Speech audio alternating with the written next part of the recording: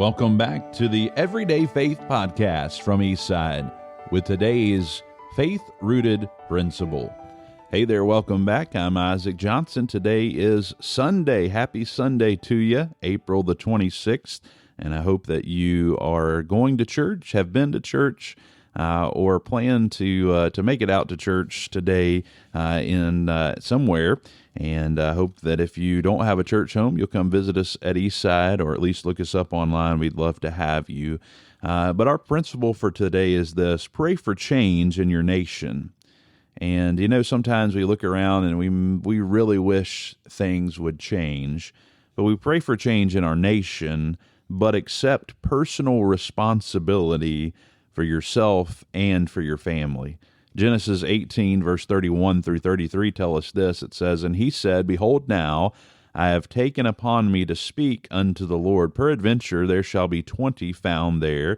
And he said, I will not destroy it for 20's sake. And he said, Oh, let not the Lord be angry, and I will speak, but yet this once. Peradventure 10 shall be found there. And he said, I will not destroy it for 10's sake.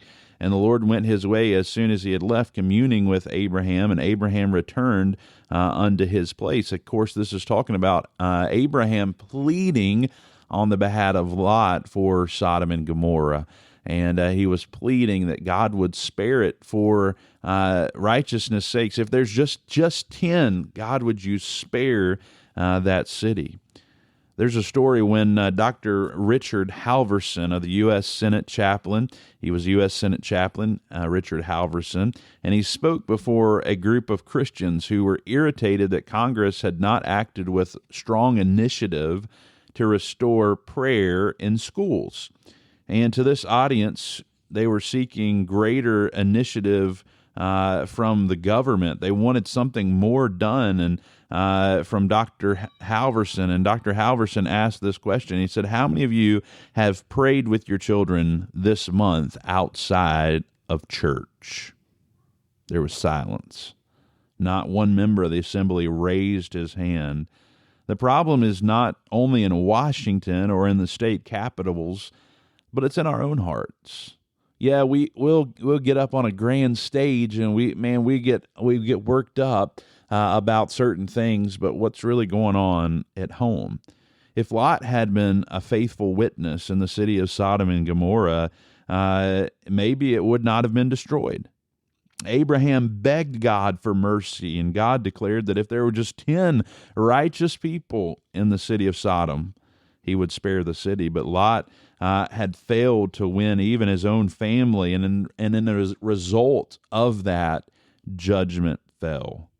And while there's much wrong within our society, we have to remember to personally choose to live for God, accept responsibility to lead our families, and seek God and seek His will for our families. After John Quincy Adams was defeated for re-election as president, he became a member of the House of Representatives, and there he worked for many years to end slavery in America. And as he neared the end of his life, a friend asked if Adams was discouraged because he hadn't succeeded, and Adams replied this.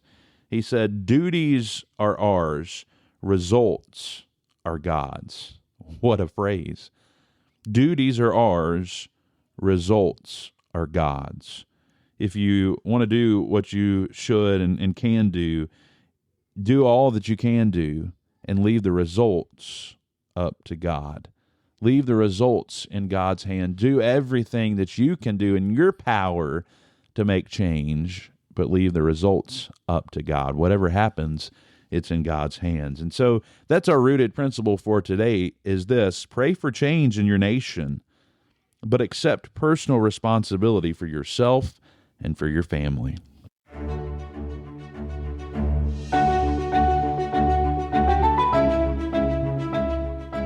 Thanks for joining us for today's Rooted Principle right here on the Everyday Faith Podcast. If today's conversation has encouraged you, be sure to share it with someone who might need it, and don't forget to follow and subscribe so you never miss an episode. We'll see you next time right here on the Everyday Faith Podcast.